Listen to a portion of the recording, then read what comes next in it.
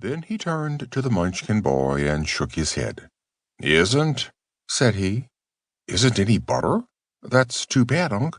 Where's the jam, then?" inquired Ojo, standing on a stool so he could look through all the shelves of the cupboard. But Unc Nunkie shook his head again. "Gone," he said. "No jam either?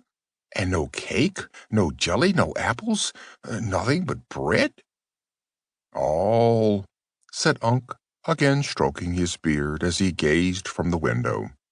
The little boy brought the stool and sat beside his uncle, munching the dry bread slowly and seeming in deep thought. "Nothing grows in our yard but the bread tree," he mused, "and there are only 2 more loaves on that tree, and they're not ripe yet. Tell me, Unc, why are we so poor?"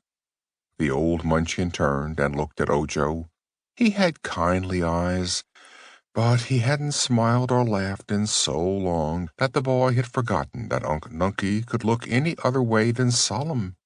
And Unc never spoke any more words than he was obliged to, so his little nephew, who lived alone with him, had learned to understand a great deal from one word. "Why are we so poor, Unc?" repeated the boy. "Not," said the old Munchkin. "I think we are," declared Ojo. "What have we got?" "House," said Unc Nunkie. "I know, but everyone in the Land of Oz has a place to live. What else, Unc?" "Bread." "I'm eating the last loaf that's ripe. There, I've put aside your share, Unc. It's on the table, so you can eat it when you get hungry. But when that is gone, what shall we eat, Unc?" The old man shifted in his chair, but merely shook his head. "Of course," said Ojo, who was obliged to talk because his uncle would not. "No one starves in the Land of Oz, either. There is plenty for everyone, you know, only if it isn't just where you happen to be, you must go where it is." The aged Munchkin wriggled again and stared at his small nephew as if disturbed by his argument. "By tomorrow morning," the boy went on, "we must go where there is something to eat, or we shall grow very hungry and become very unhappy." "Where?" asked Unc. "Where shall we go? I don't know, I'm sure," replied Ojo. "But you must know, Unc. You must have traveled in your time because you're so old. I don't remember it because ever since I could remember anything, we've lived right here in this lonesome round house, with a little garden back of it and the thick woods all around. All I've ever seen of the great Land of Oz, Unc dear, is the view of that mountain over at the south, where they say the Hammerheads live, who won't let anybody go by them, and that mountain to the north, where they say nobody lives." "One," declared Unc, correcting him. "Oh, yes, one family lives there, I've heard.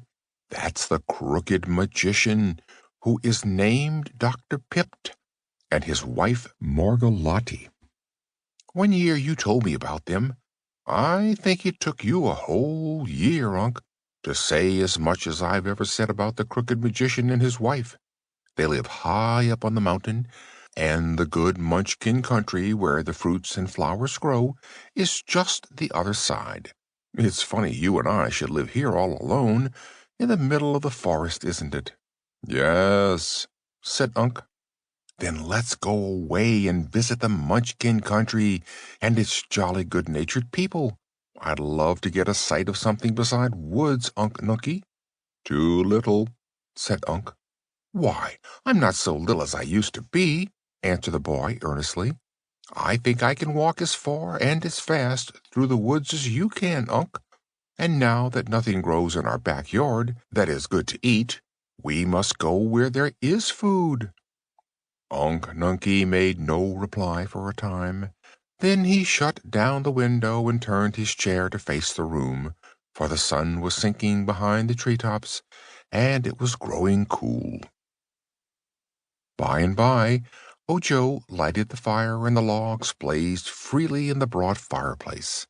The two sat in the firelight a long time, the old white-bearded Munchkin and the little boy. Both were thinking. When it grew quite dark out